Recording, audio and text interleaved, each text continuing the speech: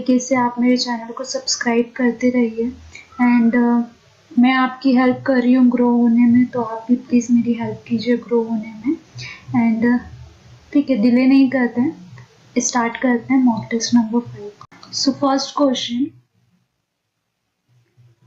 Margin in future trading are to be paid by. जो margins होती है future trading में वो कौन पे करता है? ये हम बहुत बार ये वाला क्वेश्चन पढ़ चुके हैं। बोथ बायर एंड सेलर, जो बायर और सेलर दोनों होते हैं जो पोजीशन बिल्डअप करते हैं, उन दोनों को ही मार्जिन्स पे करना पड़ता है to open a new position. How can we risk be controlled in the derivative segment by the stock exchange? Stock exchange किस तरीके से जो डेरिवेटिव से रिस्क रिलेट होती है ना, डेरिवेटिव ट्रेडिंग में जो रिस्क रिलेट रहती है उसको कैसे कंट्रोल करता है?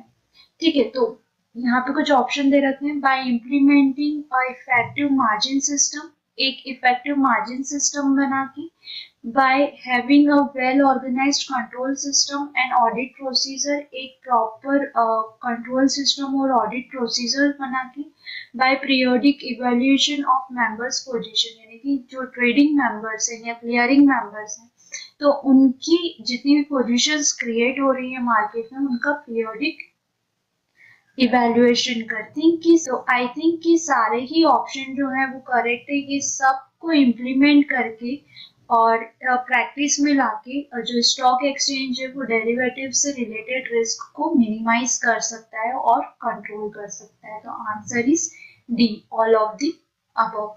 The next question, what does beta of one means? Beta one का मीनिंग क्या होता है?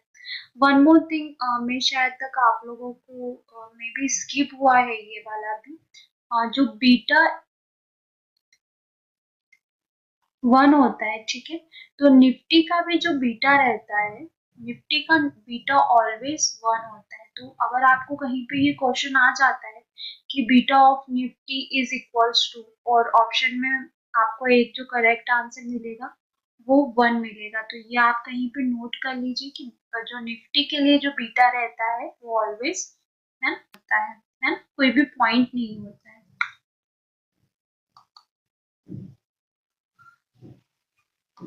ओके, देन हम क्वेश्चन सॉल्व करते हैं। What does beta of one means? मतलब बीटा वन का मीनिंग क्या होता है? बीटा वन का मीनिंग सिंपल होता है कि जो परसेंटेज चेंज हुआ है स्टॉक पोर्टफोलियो में या स्टॉक प्राइस में, वो इक्वल होता है percentage change in index. Okay, so अब ये फोर जो डेफिनेशंस, मतलब फोर जो ऑप्शंस दे रखे हैं हमको, इनमें से हम चेक करेंगे कि इसको कौन सा रिलेट करता है। तो फर्स्ट वन है, it means that the expected percentage in stock will be more than the percentage change in index. मतलब यहाँ पे बोल रहा है कि जो स्टॉक प्राइस में चेंज आएगा वो ज्यादा होगा इंडेक्स प्राइस के चेंज से। तो फर्स्ट वाला तो रॉन्ग हो जाता है ना, ये गलत है। Then second, it means that the expected percentage in stock price will be twice the percentage change in index. मतलब यहाँ पे ये बोल रहा है कि जो स्टॉक प्राइस रहेगा वो क्या रहेगा, 2x रहेगा परसेंटेज चेंज इन इंडेक्स के। दैट मीन्स ये वाला भी रॉन्ग है।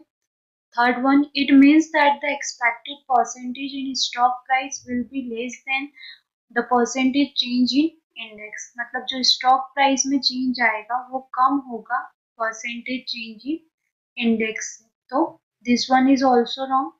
Last, it means that the expected percentage in stock price will be equal to the percentage change in index। यहाँ पे ये बोल रहा है कि जितना stock price में percentage change आएगा उतना ही इंडेक्स में परसेंटेज चेंज रहेगा। तो जो लास्ट वाला ऑप्शन है वो करेक्ट ऑप्शन है। Answer D is correct. It means that the expected percentage in stock price will be equal to the percentage change in index. यानी कि बीटा वन का मीनिंग क्या होता है कि परसेंटेज चेंज जो स्टॉक प्राइस रहेगा और जो इंडेक्स रहेगा वो इक्विवेलेंट रहेगा, इक्वल रहेगा। Because next question, a person has buy a position in stock एक पर्सन जिसने कि स्टॉक में पोजीशन ली हुई है, how can he cover his long position in a stock, तो वो अपनी लॉन्ग पोजीशन कैसे कवर करेगा स्टॉक में, ठीक है। और सपोज उसने बाय किया है कोई भी स्टॉक, है ना, हम ले लेते हैं कि उसने बाय किया है स्टेट बैंक ऑफ इंडिया, अब इस पोजीशन को उसको कवर करना है, तो वो कैसे करेगा, ये जो उसने इक्विटी में परचेसिंग कर रखी है, इस इक्विटी को वो सेल कर देगा, तो पोजीशन क्या हो जाएगी, कवर हो जाएगी, राइट। मतलब कि सेम स्टॉक को सेल कर देगा वो, तो पोजीशन कवर, कवर करने का मतलब क्या होता है, स्क्वायर ऑफ बोल सकते हो आप, या यहाँ पर बुकिंग बोल सकते हो कि उसने क्या कर लिया है, ऑर्डर बुक कर लिया है, अपना ऑर्डर उसने जो भी बाय या सेल किया था तो उसको बुक कर दिया है। तो फर्स्ट ऑप्शन है by selling any security of equal quantity, जितना क्वांटिटी उसने इस स्टॉक का लिया था उतना ही क्वांटिटी किसी और सिक्योरिटी का बेच देगा, मतलब उसने लिया एसबीआई था बट सेल कर सकता है वो कोई भी स्टॉक, मतलब वो PNB Punjab National Bank sell कर देगा, तो पोजीशन कवर हो जाएगी, तो ये तो रॉन्ग है ना।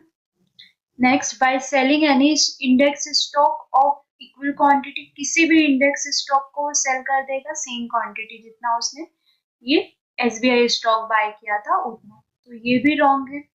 Third one by selling the same stock and the same quantity, जितनी क्वांटिटी उसने इस स्टॉक की ली थी तो सेम क्वांटिटी और सेम स्टॉक को विथ सेम क्वांटिटी वो सेल कर देगा, तो वो पोजीशन कवर हो जाएगी, तो ये आंसर ट्रू है कि ये जितना जो भी उसने स्टॉक परचेस किया था इसी को ये सेल करेगा और विथ सेम क्वांटिटी, मतलब ये तो ऑब्वियस है कि क्वांटिटी जो रहेगा वो सेम ही रहेगा, जितना उसने यहाँ पर अगर 100 क्वांटिटी बाय किया है तो 100 ही उसको सेल करना पड़ेगा, तो पोजीशन उसका कवर हो जाएगा। फोर्थ भी हम पढ़ लेते हैं, by selling any group stock of equal quantity, किसी भी ग्रुप ऑफ स्टॉक को सेल कर देगा सेम इक्वल क्वांटिटी का, तो भी कवर हो जाएगी पोजीशन, तो ये भी रॉन्ग है। अगर आपको पोजीशन कवर करनी है तो आपको सेम स्टॉक और सेम क्वांटिटी को सेल करना होगा, देन ओनली आपका सेम पोजीशन कवर होगा। अगर यहाँ पे फॉर सपोज हमसे हेज के लिए पूछा होता तो फिर हम क्या बोलते हैं कि वो इंडेक्स को सेल करेगा, बट यहाँ पर कवर करने के लिए पूछा था, तो that's why selling the same stock and same quantity. Okay, next question.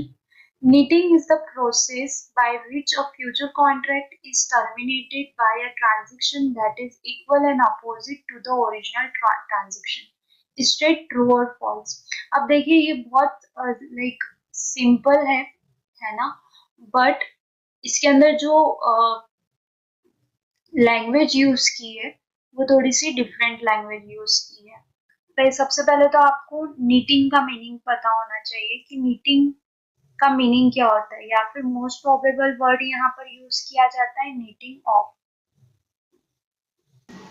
Okay, so knitting of का मीनिंग क्या होता है या नीटिंग का मीनिंग क्या होता है, नीटिंग का मतलब ये होता है कि कोई पार्टी ए है ना, और कोई पार्टी बी है, ठीक है।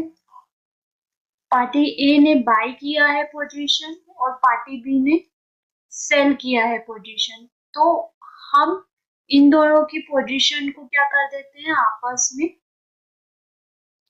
नीट ऑफ कर देते हैं। नीट ऑफ करने का मतलब कि हम इन दोनों की पोजीशन को ये मानते हैं कि ये वन ट्रेड क्लोज हो चुका है ना। बट ऐसा स्टॉक मार्केट में अलाउ नहीं है, net off kind of condition आप नहीं लेके चल सकते हो। ऑलवेज आपको ये नंबर ऑफ पोजीशन, जो भी पार्टी ए की पोजीशन है वो अगर उन्होंने बाय किया है, तो जब पार्टी ए सेल करेगी तो देन ओनली आप इसको कंसीडर करोगे वन ट्रेड, है ना। और अगर कोई पार्टी बी है जिन्होंने पहले सेल की है पोजीशन और वो वापस से अपनी पोजीशन को बाय करती है, तो देन आप इस पोजीशन को कंसीडर करोगे as a one trade, as a complete trade और स्क्वायर ऑफ पोजीशन, है ना। तो आप ये दो अलग अलग पार्टीज की पोजीशंस को नीट ऑफ नहीं कर सकते हो। यहाँ पे क्या दे रखा है कि netting is the process by which a future contract is terminated by the transaction that is equal and opposite to the original transaction, मतलब जो भी ट्रांजेक्शन हुआ है ना, आप उसको टर्मिनेट कर देते हो उसके साथ का जो इक्वल ट्रांजेक्शन रहेगा, मतलब किसी पार्टी ए ने बाय किया है और किसी पार्टी बी ने सेल किया है, तो ये दोनों अगर इक्वल ट्रांजेक्शन है, मतलब यहाँ पे भी 500 क्वांटिटी बाई हुई है, यहाँ पे 500 क्वांटिटी सेल हुई है, रिलायंस के स्टॉक पे हुआ है, रिलायंस के स्टॉक पे हुआ है, तो आप इन दोनों को आपस में नीट कर दोगे। तो सबसे पहला तो ये फर्स्ट लाइन ही गलत है कि फ्यूचर कॉन्ट्रैक्ट में नीटिंग प्रोसेस यूज नहीं की जाती है, नॉट इन यूज, इसको यूज में नहीं लिया जाता है ना, तो ये क्या हो जाएगा, फॉल्स। और अगर आपको कंप्लीट मीनिंग समझना है तो जो दो पार्टीज रहती है अलग अलग, उनकी आपस की पोजीशन को नीट ऑफ कर दिया जाता है आपस में, उसको क्या समझ लिया जाता है कि ये एक ट्रेड कंसीडर कर लिया जाता है। तो ऐसा कुछ फ्यूचर कॉन्ट्रैक्ट में नहीं करते हैं। पार्टीज ए के कॉन्ट्रैक्ट सेपरेट रहेंगे, पार्टी बी के कॉन्ट्रैक्ट सेपरेट रहेंगे, और उनसे उसके अकॉर्डिंगली इनिशियल मार्जिन लिया जाएगा। अगर पार्टी ए बाय करती है तो पार्टी ए को ही अपनी position same quantity same stock sell करना पड़ेगा, then we consider this as a complete trade और स्क्वायर ऑफ पोजीशन। और सिमिलरली पार्टी बी यदि सेल करती है फर्स्ट, तो पार्टी बी को ही सेम स्टॉक और सेम क्वांटिटी बाय करनी पड़ेगी, then we consider this as a one trade or a complete trade और square of position। ठीक है, तो needed of का kind of कुछ फ्यूचर कॉन्ट्रैक्ट में कंसीडर नहीं किया जाता है। Okay, next question, the seller or writer of an option is required to pay initial margin for entering into the option contract where in this shown in the balance sheet।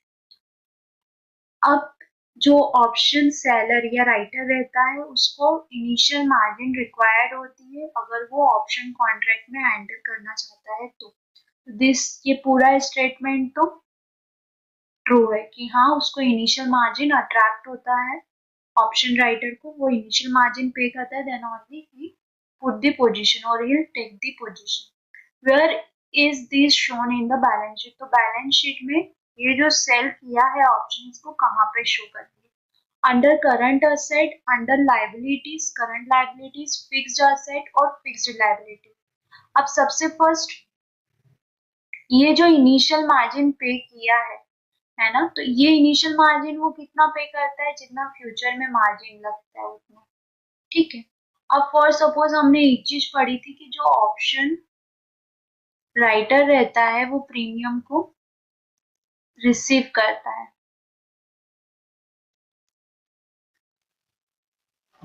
Right, ये premium को क्या करता है, receive करता है। तो ये जो इनिशियल मार्जिन पे किया हुआ है ये एक्स्ट्रा फंड है जो कि एक्सचेंज ने एज अ रिस्क को कंट्रोल करने के लिए, बिकॉज जो ऑप्शन राइटर रहता है इसका जो रिस्क होता है वो अनलिमिटेड रिस्क रहता है, या मैक्सिमम रिस्क कितना रहता है, जितने का उसने स्ट्राइक प्राइस चूज किया है ना, उतना वो प्रीमियम मूव कर सकती है। ठीक है, तो ये जो इनिशियल मार्जिन स्टॉक एक्सचेंज ने लिया है ये एज अ सिक्योरिटी डिपॉजिट लिया हुआ है। ठीक है, तो ये सिक्योरिटी डिपॉजिट अगर हम क्लाइंट या फिर ब्रोकर के हैंड पे देखें तो ये कहाँ पर जाएगा, एज अ करंट असेट, मतलब वो क्या है अभी हाल फिलहाल में करंट असेट है। अगर फॉर सपोज यहाँ पे कुछ लॉस कंडीशन बनती है क्लाइंट की, है ना, तो वो ये करंट असेट में से क्या कर ली जाएगी, माइनस कर दी जाएगी। If for suppose profit condition बनेगी तो जब भी वो पोजीशन को क्लियर करेगा तो ये इनिशियल मार्जिन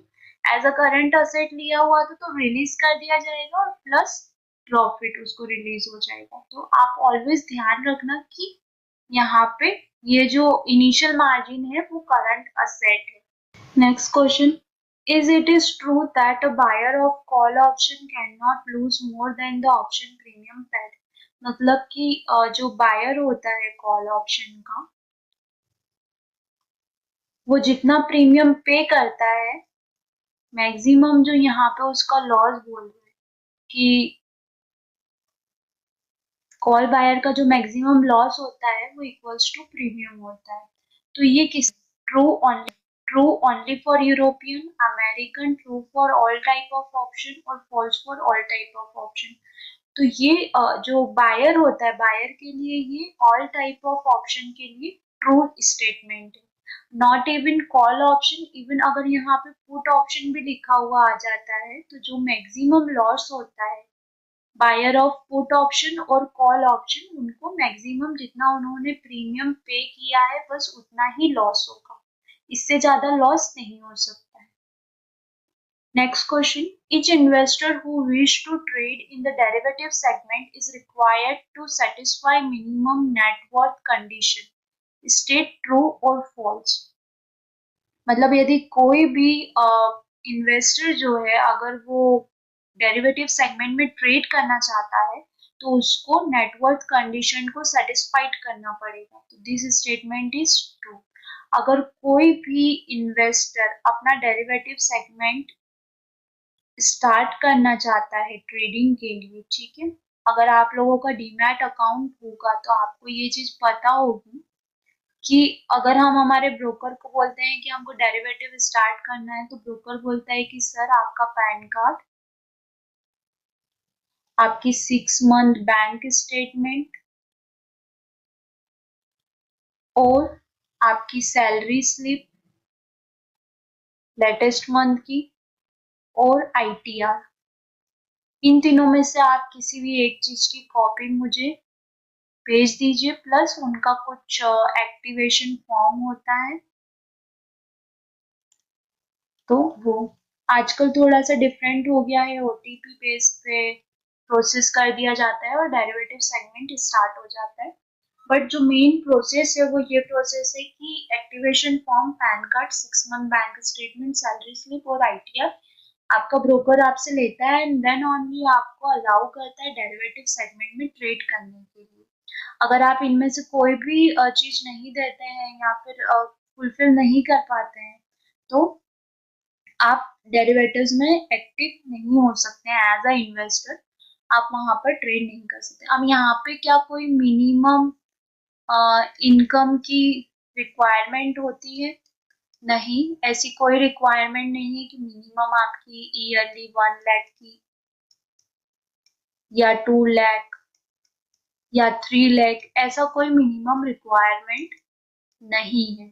आपकी कितनी भी इनकम रहने दीजिए, आपकी 10,000 रुपये सालाना इनकम रहने दीजिए, उससे उनको कोई लेना देना नहीं है, बट आपका पैन नंबर एक्चुअल होना चाहिए। अगर आपका पैन नहीं है तो without PAN you are not allowed to do derivative trading. Okay, next question. The minimum net worth for clearing member of the derivative clearing corporation house shall be। तो minimum net worth कितना होना चाहिए एक clearing member के लिए, तो ये आपको बिल्कुल क्या बोलना चाहिए कि रट लेना है या कहीं पर नोट डाउन कर लीजिए कि ये होता है 3 करोड़ और 300 लाख। ठीक है, ये वाला क्वेश्चन आता ही आता है। तो मिनिमम नेटवर्थ क्लियरिंग मेंबर का, हाँ, ट्रेडिंग मेंबर का नहीं, ट्रेडिंग मेंबर की बात नहीं की जा रही है यहाँ पे। ट्रेडिंग मेंबर का आई थिंक 100 लाख 1 करोड़ का होता है, मे बी, मुझे अभी ध्यान अच्छे से याद नहीं है, बट उतना ही होता है, 100 लाख 1 करोड़, यस इतना ही होता है। बट यहाँ पे क्लियरिंग मेंबर का पूछा है तो उनका होता है 3 करोड़ और 300 लाख। तो आई थिंक यहाँ पर कोई भी नहीं है ऑप्शन में, तो नॉन ऑफ दी अबव आएगा। Next question, the trade done by the dealer in their own account has to be totally segregated from the trade done in their client's account, true or false। मतलब differently उनको लिया जाता है, same जिस तरीके से client के account में ट्रेड डालते हैं वैसे ही आप अपने खुद के पर्सनल अकाउंट में ट्रेड नहीं डाल सकते, तो दिस वन इज ट्रू। आप अपने टर्मिनल के थ्रू ट्रेड नहीं डाल सकते हो, आप ऑनलाइन सिस्टम यूज कर सकते हो या अपने किसी कलीग के थ्रू आप ऑर्डर पंच कर सकते हो अपने पर्सनल अकाउंट में, प्लस आपको कंप्लायंस भी फॉलो करना पड़ता है, तो आंसर यहाँ पर ट्रू आएगा। The next question, can a broker take any amount of exposure once he has satisfied the minimum deposit with the exchange in the form of liquid asset, yes or no।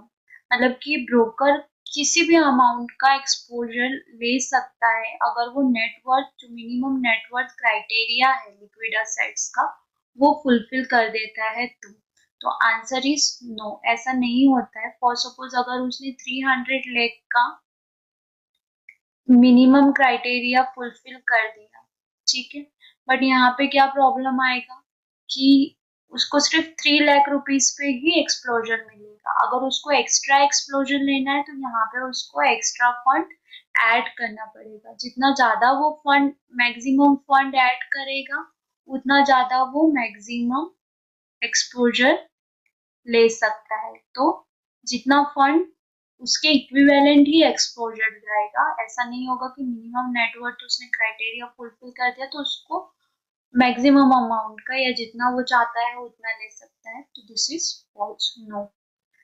Next, in the derivative segment, once the initial margin requirement is fixed, it cannot be changed by the exchange during the lifetime of the future contract. मतलब derivative segment में एक बार initial margin requirement fix कर दी जाती है तो वो पूरा जब तक वो फ्यूचर कॉन्ट्रैक्ट चलेगा तब तक उसको चेंज नहीं किया जा सकता। तो आंसर इज फॉल्स। ये जो इनिशियल मार्जिन है मैंने आपको बताया था कि डेली अपडेट किया जाता है एनएससी की साइट पे, nsindia.com ऑफिशियल सीट है एनएससी की। वहां पे daily initial margin requirements update किया जाता है। सिंपल है, अगर मार्केट नेगेटिव डायरेक्शन में रहता है तो मार्जिन्स जो रहते हैं वो इंक्रीज हो जाते हैं, है ना, मार्जिन्स भी इंक्रीज हो जाते हैं। बिकॉज जो डे लो डे हाई, प्रीवियस डे लो प्रीवियस डे हाई, उसके अकॉर्डिंग ये कैलकुलेट किया जाता है इनिशियल मार्जिन। तो ये डेली अपडेट होता है। अगर मार्केट अप है, पॉजिटिव है, तो मार्जिन्स भी क्या होते हैं, नॉर्मलाइज रहते हैं, ज्यादा मार्जिन्स नहीं लगते। बट मार्केट जब नेगेटिव रहता है तो डायरेक्टली प्रोपोर्शनल करता है इनिशियल मार्जिन को, और मार्जिन जो रहते हैं वो बहुत हद तक बढ़ जाते हैं। मतलब जहाँ पे अगर 10% मार्जिन लग रहा होगा तो वहां पे आपको 15 to 20% पे करना होगा, और मे बी कुछ स्टॉक पे अराउंड 50% तक का भी मार्जिन रहता है जो ज्यादा वॉलेटाइल रहते हैं। हम ये बोल सकते हैं कि वॉलेटिलिटी के डायरेक्टली प्रोपोर्शनल हो जाता है इनिशियल मार्जिन। तो दिस इज, ऐसा नहीं है कि वो चेंज नहीं होता है लाइफ टाइम में, वो डेली अपडेट होता है। Next question. If on the auction day there are no seller for the particular short delivery, what will be the clearing corporation do regarding the outstanding transaction? मतलब जिस दिन auction day रहता है अगर उस दिन कोई सेलर नहीं है ना, तो जो डिलीवरी शॉर्टफॉल आया है उस केस में क्लियरिंग कॉर्पोरेशन क्या करता है, ट्रांजेक्शन को कैंसिल कर देता है। One more auction is held the next day, the transaction is annual, the transaction is closed out. सबसे पहले तो ऑक्शन का मतलब क्या होता है आप ये समझिए, ठीक है। ऑक्शन का मतलब क्या होता है कि हमने स्टॉक बाय किया, ठीक है, हमने 100 क्वांटिटी बाय की, तो जिस भी पर्सन से हमने बाय की थी या भी सेल, जिसने भी सेल किया था 100 डिलीवरी की अपनी डिलीवरी का, है ना, उसने डिलीवरी सेल की थी, तो ये क्या करता है at the time of closing, मतलब जब 3:30 पे मार्केट क्लोज होता है तो उस टाइम पे ये जो सेलर है जिसने सेल किया था तो वो अपनी पोजीशन को वापस कवर कर लेता है, अगेन एज अ बायर बन के वो बाय कर लेता है अपनी पोजीशन को। तो जो हमको मिलने वाली थी डिलीवरी वो हमको नहीं मिलती, उसको ऑक्शन बोलते हैं। हम इसको एक तरीके से और ले सकते हैं कि अगर डे में जो बाइंग की डिलीवरी गई है, मतलब जो टोटल बाय हुई है क्वांटिटीज वो 1 लाख है ना, और जो सेल हुई है वो ओनली 50K, मतलब यहाँ पे 50K का शॉर्टफॉल आया है। मतलब जो 50,000 जो सेल की गई थी पोजीशन वो वापस से at the closing of the day cover कर ली गई है, अगेन बाय कर ली गई है। तो 50,000 क्वांटिटी का शॉर्टेज आ गया है। तो ये जो शॉर्टेज रहता है ये ऑक्शन में जाता है, ठीक है। तो ये ऑक्शन में मतलब क्या, आपको जो डिलीवरी मिलने वाली थी वो डिलीवरी नहीं मिली।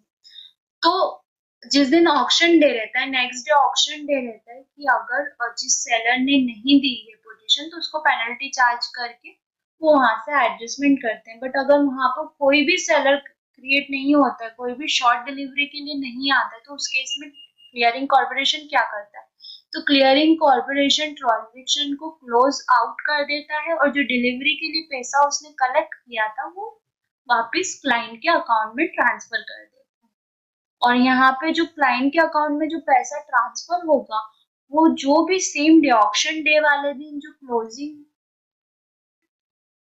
जो भी क्लोजिंग प्राइस रहेगा उसके बेसिस पे, फॉर सपोज ये आपने 1000 रुपए पे बाय किया था, है ना, और 1050 पे क्लोजिंग होता है ऑक्शन डे के दिन, तो आपको जो फंड रिसीव होगा वो 1050 रुपीज के अकॉर्डिंग रिसीव होगा।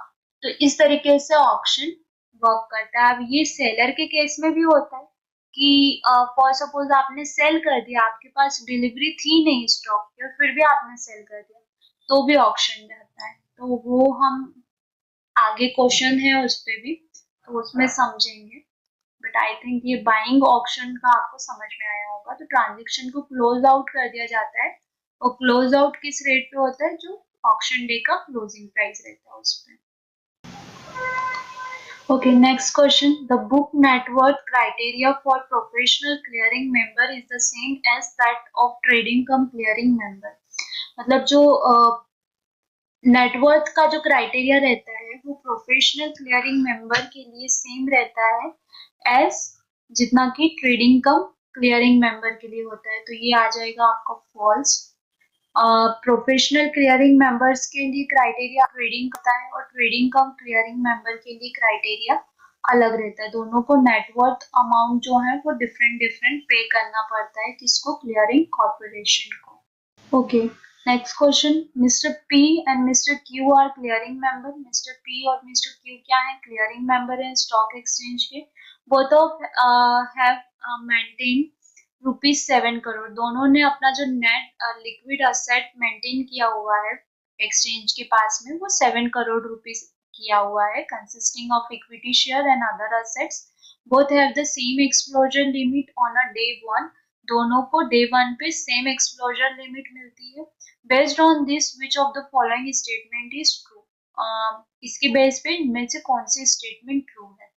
मेन एग्जाम में देखिए आप लोगों को ना इस टाइप के क्वेश्चंस आते हैं। First statement is the minimum एक्सप्लोजर possible for the two broker में change from time to time based on the change in those asset valuation even if they do not withdraw the asset deposit। मतलब जो minimum एक्सप्लोजर possible होगा दोनों brokers को, वो depend करेगा उनकी जो असेट वैल्यूएशन निकलती है कम या ज्यादा होगी टाइम टू टाइम, तो उसके अकॉर्डिंग ज्यादा या कम हो सकता है। Second option, the minimum एक्सप्लोजर possible for the two broker will remain same for ever. हमेशा के लिए एक जैसा रहेगा, इवन वो कुछ डिपॉजिट विड्रॉ कर लेते हैं तो। The minimum exposure possible for the two broker remain the same forever as long as they do not withdraw the asset deposit। मतलब जब तक कि वो asset को विड्रॉ नहीं करते हैं तब तक वो रिमेन सेम रहेगा। देखिए यहाँ पर आपको एक चीज पढ़नी है, इक्विटी शेयर। इक्विटी शेयर का प्राइस क्या होता है, मूवमेंट होता है, वॉलेटिलिटी रहती है मार्केट में, तो मे बी अप हो सकता है, मे बी डाउन हो सकता है। आपके केस में एक्सप्लोजर इंक्रीज होगा, डाउन के केस में एक्सप्लोजर कम भी हो सकता है। तो जो भी असेट का वैल्यूएशन रहेगा उसके अकॉर्डिंग इनको मिस्टर पी और मिस्टर क्यू को एक्सप्लोजर मिलेगा। मे बी पॉसिबिलिटी है कि नेक्स्ट डे मिस्टर पी का जो कैश वैल्यूएशन, इक्विटी वैल्यूएशन रहे वो बढ़ जाए, ये 7 करोड़ का 8 करोड़ हो जाए, और मिस्टर क्यू का कोई चेंज ना रहे, मूवमेंट ही नहीं रहे उनके इक्विटी शेयर्स में, तो उनका 7 करोड़। तो अब इस केस में एक्सप्लोजर किसको ज्यादा मिलेगा, मिस्टर पी को ज्यादा मिलेगा, क्योंकि उनका नेटवर्थ अमाउंट ज्यादा है। तो जो भी असेट वैल्यूएशन रहेगी उसके अकॉर्डिंग उनको एक्सप्लोजर मिलेगा, है ना। और यहाँ पे ये भी है कि if they do not withdrawal the asset deposit, अगर वो उस असेट में से विड्रॉल नहीं करते हैं, तो अगर विड्रॉल करते हैं तो भी कम या ज्यादा हो जाएगा, और टाइम टू टाइम चेंज होगा जैसा उनका असेट का वैल्यूएशन चलता है। तो फॉर सपोज उन्होंने बॉन्ड्स दिए रखे हैं और बॉन्ड्स का इंटरेस्ट रेट कम हो जाता है, तो उस केस में भी जो उनको एक्सप्लोजर मिलना होगा वो कम हो जाएगा। तो इस तरीके से डिफर करेगा time to time. So answer is A. Next question, the option premium is affected by the difference in the exercise price and the spot price। जो ऑप्शन प्रीमियम रहती है वो अफेक्ट होती है जो भी डिफरेंस रहता है एक्सरसाइज प्राइस और स्पॉट प्राइस का, उसके अकॉर्डिंग। तो दिस इज ट्रू और फॉल्स। तो दिस वन इज ट्रू। कैसे ट्रू है, क्योंकि हमने in the money, out the money और एट द मनी, इन तीनों का फॉर्मूला पढ़ा है, तो इन तीनों का फॉर्मूला अगर फॉर सपोज ये पुट के लिए है, राइट, कॉल के लिए लिया जाए तो ये है ना। तो ये क्यों डिफरेंस हम निकालते हैं, मतलब इन द मनी में जितना कम डिफरेंस होता है, जितना कम डिफरेंस रहेगा, जितना कम गैप रहेगा, उतनी ज्यादा प्रीमियम क्या होती है, इंक्रीज होती चली जाती है ना। और अगर इन द मनी की condition complete in the money की कंडीशन आती है तो प्रीमियम और इंक्रीज हो जाती है। उसी तरीके से ओटीएम का भी रहता है, जितना ज्यादा जो डिफरेंस है वो बढ़ता चला जाता है, जितना ज्यादा डिफरेंस बढ़ेगा उतनी ज्यादा प्रीमियम की प्राइस क्या होता है, कम होता चला जाता है, या जितना ज्यादा कम होता चला जाएगा, गैप कम होगा, गैप डिक्रीज होगा, उतना ज्यादा प्रीमियम क्या होगी, इंक्रीज होगी। और एट द मनी में तो इक्विवेलेंट कंडीशन आती है, तो बहुत रेयर आ पाती है वाली कंडीशन, बट ये दो कंडीशन आपको ध्यान रखनी। तो आंसर इज ट्रू, वो जो डिफरेंस रहता है वो कहीं ना कहीं ऑप्शन की प्रीमियम को अफेक्ट करता है, may be in positive direction और may be in negative direction. Next question. In derivative exchange, the exposure amount possible for each member broker is linked to the amount of deposit margin capped by the member with the clearing house. जो एक्सप्लोजर रहता है derivative exchange में, वो directly किससे link होता है, जो भी अमाउंट वो डिपॉजिट करते हैं क्लियरिंग हाउस में, तो क्लियरिंग कॉर्पोरेशन के पास।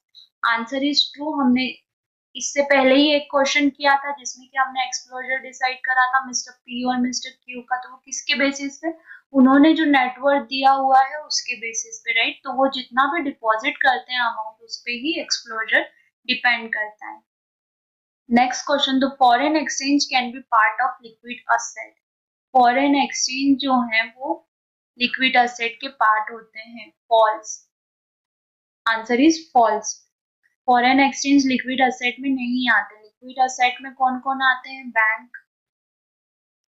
बैंक गारंटी आती है, कैश आता है, और कैश इक्विवेलेंट आता है, इक्विटी आती है, ठीक है। तो ये सारी चीजें जो रहेंगी, या फिर गवर्नमेंट सिक्योरिटीज हो गए, ये सब लिक्विड असेट्स में आते हैं, but foreign exchange liquid asset में नहीं आता है। Next, in respect of margin account, what will be done if the price of the future contract increases?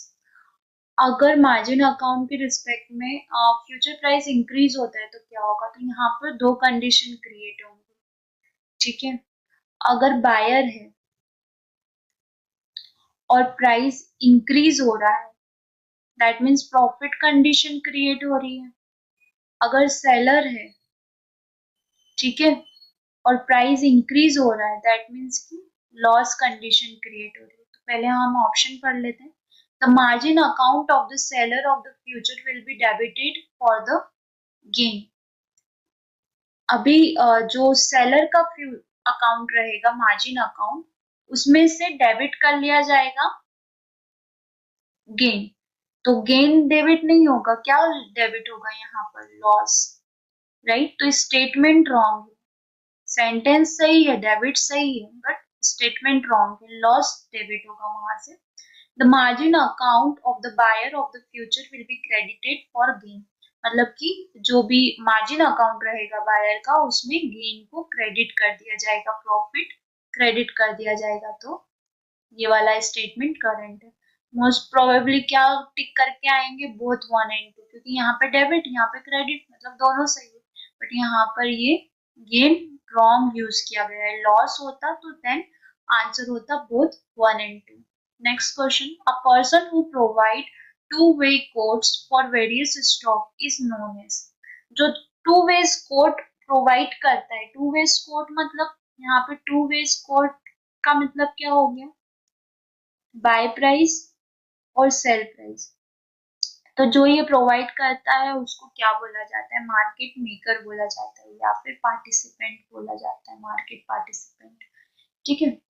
Next question, derivative broker dealer are expected to know their client and to exercise care at the sure that the derivative product being sold by them to a particular client is suitable to his understanding and financial capabilities.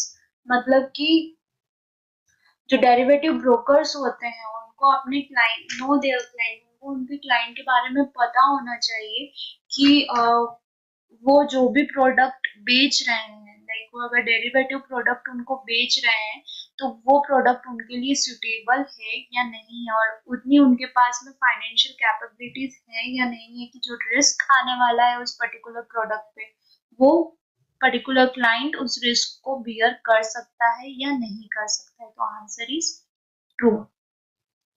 Next question, the time value of an option in the portion of the option premium that is linked to the amount of time left till the expiry of the option contract and also due to the fact that the underlying component that determine the value of the option premium may change during that time.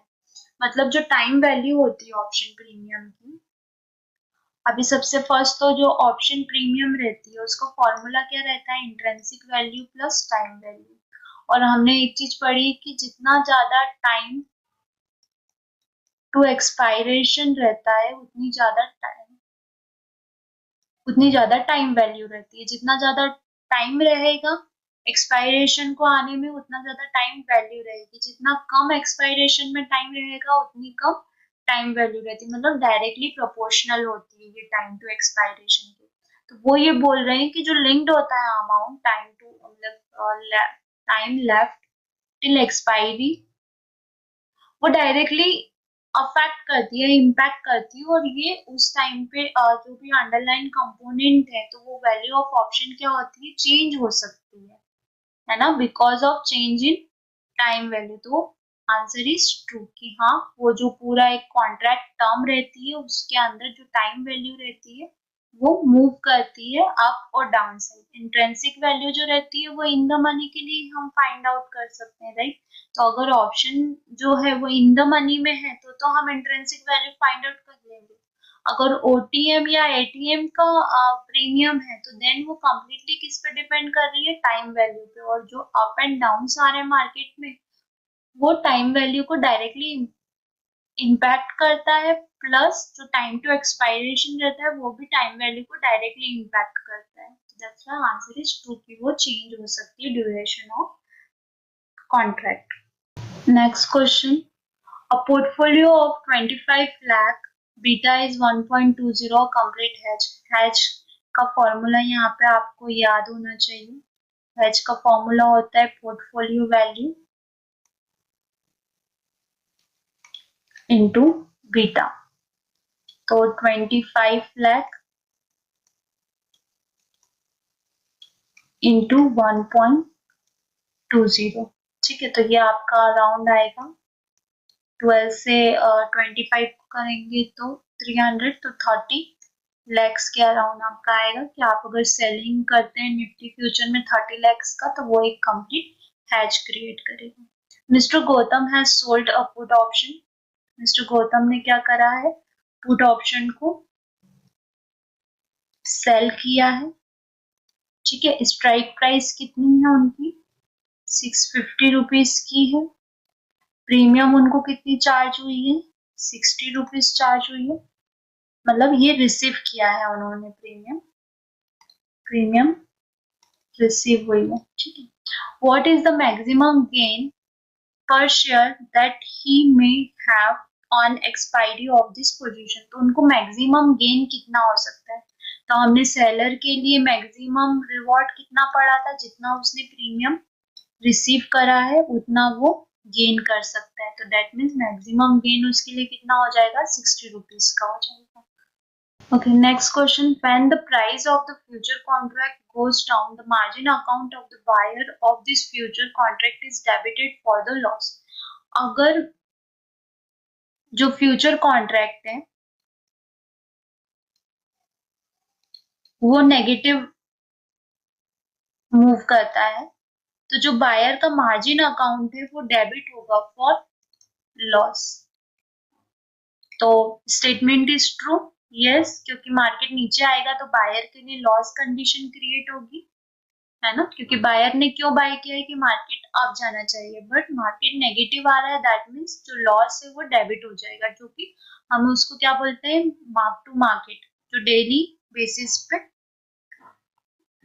लिया जाता है। The next question, three call series of the same strike quoted are quoted, are quoted, are quoted, are quoted, which will have the lowest option premium.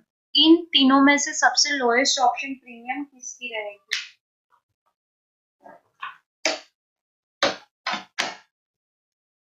Okay, सो जिसकी सबसे जो दूर की expiry रहेगी उसकी सबसे ज्यादा प्रीमियम होगी, जिसकी सबसे नजदीक की एक्सपायरी रहेगी उसकी सबसे कम प्रीमियम होगी। तो ऑब्वियसली सबसे फर्स्ट एक्सपायर कौन होगा? जून कॉन्ट्रैक्ट, तो इसलिए सबसे लोएस्ट प्रीमियम जून की। अगर यहाँ पे लोएस्ट की जगह हाईएस्ट ऑप्शन प्रीमियम पूछ लिया होता तो फिर हम अगस्त कॉन्ट्रैक्ट पे टिक करते हैं, अगस्त हमारा आंसर होता, बट लोएस्ट पूछा है तो जो सबसे ज्यादा नजदीक का कॉन्ट्रैक्ट होगा उसकी सबसे कम प्रीमियम होगी as comparable to August contract, या जो दूर का कॉन्ट्रैक्ट है उसके कंपैरिजन में। Next question, if the stock price of XYZ increases by 2, the delta of its option is 0.5, then by how much will the option price rise? तो यहाँ पे उन्होंने प्राइस चेंज आ रहा है, जो स्टॉक के प्राइस में चेंज आ रहा है वो 2 रुपीज से चेंज आ रहा है पर शेयर पे, और जो उसका डेल्टा है वो 0.5 का डेल्टा है, तो प्रीमियम में कितना चेंज आएगा या फिर कितना प्राइस ऑप्शन प्रीमियम का राइज होगा? तो ये हम कैसे निकालेंगे? सबसे फर्स्ट हमको डेल्टा का फॉर्मूला याद होना चाहिए, तो change in premium whole upon में change in underlying, unit change in underlying रहता है एक्चुअल फॉर्मूला, राइट। तो डेल्टा हमको कितना दे रखा है? 0.5, चेंज इन प्रीमियम हमको फाइंड आउट करना है, एंड चेंज इन अंडरलाइन कितना दे रखा है? 2, तो ये इधर डिवाइड में इधर जाएगा तो मल्टीप्लीकेशन में हो जाएगा, तो यहाँ से हम चेंज इन प्रीमियम निकाल सकते हैं, ये आ जाएगा आपका 1, आंसर इज 1 रुपीज।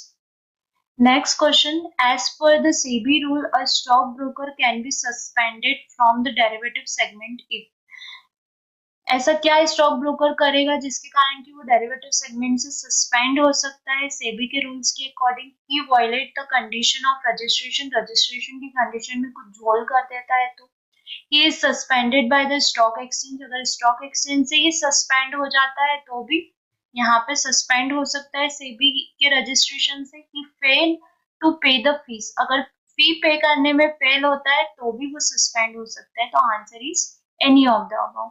मेन जो पेनल्टी और सस्पेंशन के टर्म्स एंड कंडीशन है अकॉर्डिंग टू रेगुलेशन 1992, जो एलसी गुप्ता के जो रिकमेंडेशंस दी हुई है उनके अकॉर्डिंग, तो वो ये कुछ रिकमेंडेशन है। The first one is the stock broker violate the provision of the act, अगर जो एक्ट में रिकमेंडेशंस दी है उनको वायलेट करता है देन वो सस्पेंड या पेनल्टी चार्ज हो सकती है। अगर वो जो भी कोड ऑफ कंडक्ट्स हैं उनको फॉलो नहीं करता है तो सस्पेंशन हो सकता है। अगर वो इन्वेस्टर की कोई भी कंप्लेंट है उसको 24 आवर्स में रिजॉल्व करने में फेल होता है तो भी वो सस्पेंड हो सकता है। मैनिपुलेट करता है, प्राइस में कुछ झोल करता है, मार्केट में कुछ झोल करता है, तो देन ओनली की सस्पेंशन हो सकता है।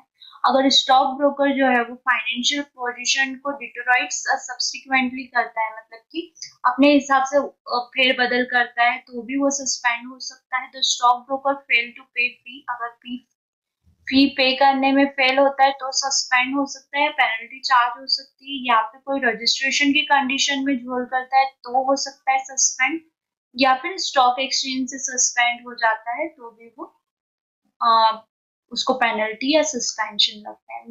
मोस्ट प्रोबेबल सस्पेंशन कम होते हैं, पेनल्टी चार्ज लेके से भी उनको मामले को रफा दफा कर देते हैं।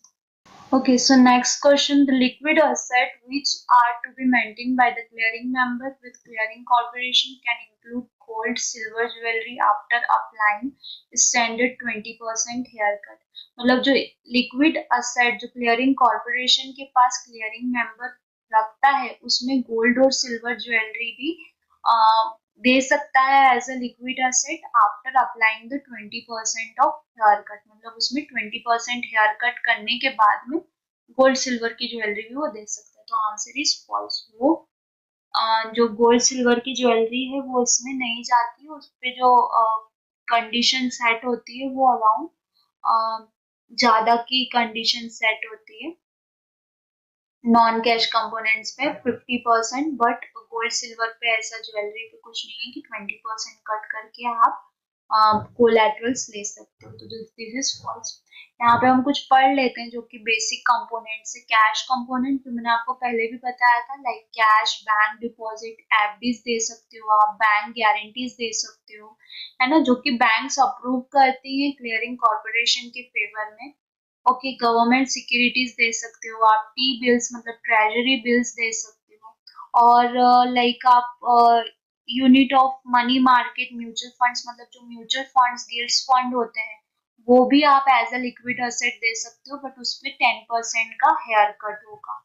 ठीक है, देन नॉन कैश कंपोनेंट कौन कौन से होते हैं? तो first one is liquid group A, जिसमें कि इक्विटी शेयर आता है as per the capital market segment. तो ये क्या होता है, डेली बेसिस पे इनका असेट वैल्यूएशन होता है एंड उसके अकॉर्डिंग यहाँ पे जो भी ब्रोकर है या जो भी टीएम है या क्लियरिंग मेंबर है उसको एक्सप्लोजर प्रोवाइड करता है क्लियरिंग कॉर्पोरेशन, है ना। और ये जो लिक्विड इक्विटी शेयर्स हैं तो वो किसके द्वारा स्पेसिफाइड होते हैं? Clearing corporation. Time to time clearing corporation उनको क्या करता है, चेक करता है, और जो भी कस्टोडियन पार्टी है मतलब जिसके पास वो सेफ गार्ड किए हुए हैं इक्विटी शेयर्स, उनसे वो क्या करता है, डे बाय डे पीरियोडिकली उनसे ऑडिटिंग करता है या फिर चेकआउट करता है। Then mutual fund units other than those listed under the cash component decided by the clearing corporation from time to time deposit with approved custodian। जो approved custodians होते हैं उनसे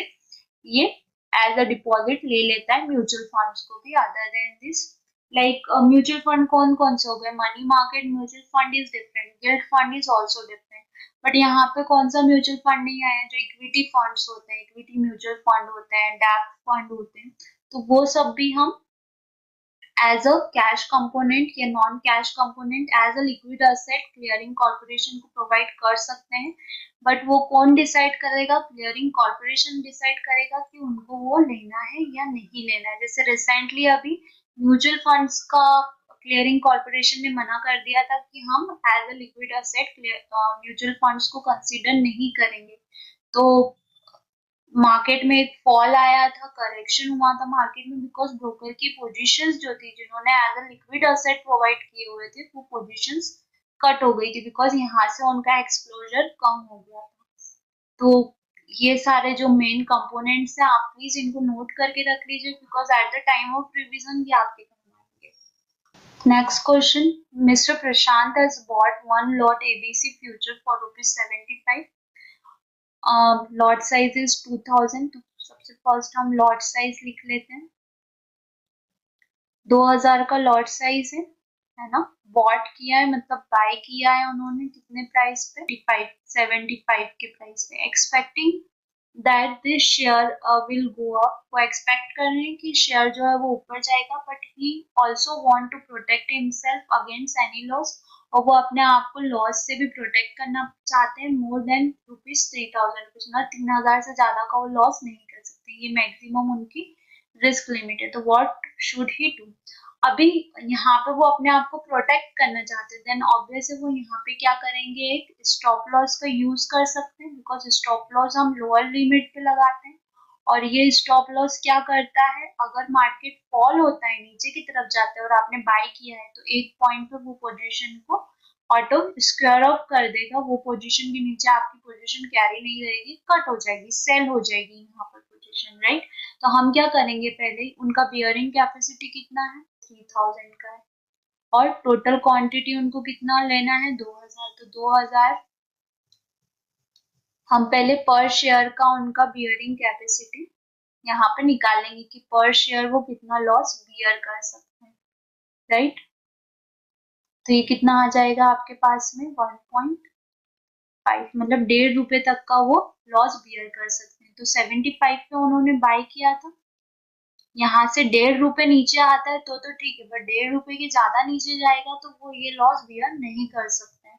तो हम क्या करेंगे 75 माइनस 1.5, मतलब कितना हो जाएगा 73.5, मतलब उनको क्या करना पड़ेगा, एक स्टॉप लॉस पुट करना पड़ेगा किस प्राइस पे 73.5 के प्राइस पे। तो put a stop loss sell order of 74, तो ये वाला तो नहीं है, then put order stop loss sell order of 73.5 का आंसर इज, इससे को जस्ट 1 रुपया अबव का आपको ध्यान रखना है कि अगर आपने बाय किया है तो स्टॉप लॉस जो लगेगा वो इस बाय रेट के बिलो लगेगा, ऑलवेज स्टॉप लॉस जो रहेगा वो बाय प्राइस से छोटा रहेगा।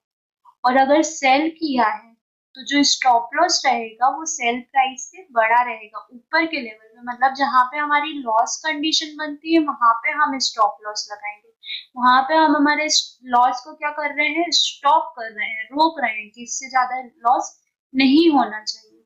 प्लस सेम बाय के लिए जहां पे भी हमारी लॉस कंडीशन क्रिएट हो रही है, डाउन साइड में लॉस कंडीशन क्रिएट होगी तो हम इस लॉस को क्या कर रहे हैं, स्टॉप कर रहे हैं, रोक रहे हैं कि इससे नीचे लॉस नहीं जाना चाहिए। तो ऑलवेज ध्यान रखना, अगर बाय है तो माइनस करोगे, अगर सेल है तो प्लस करोगे पोजीशन को। तो 73.5 पे स्टॉप लॉस वो पुट करेंगे, ठीक है।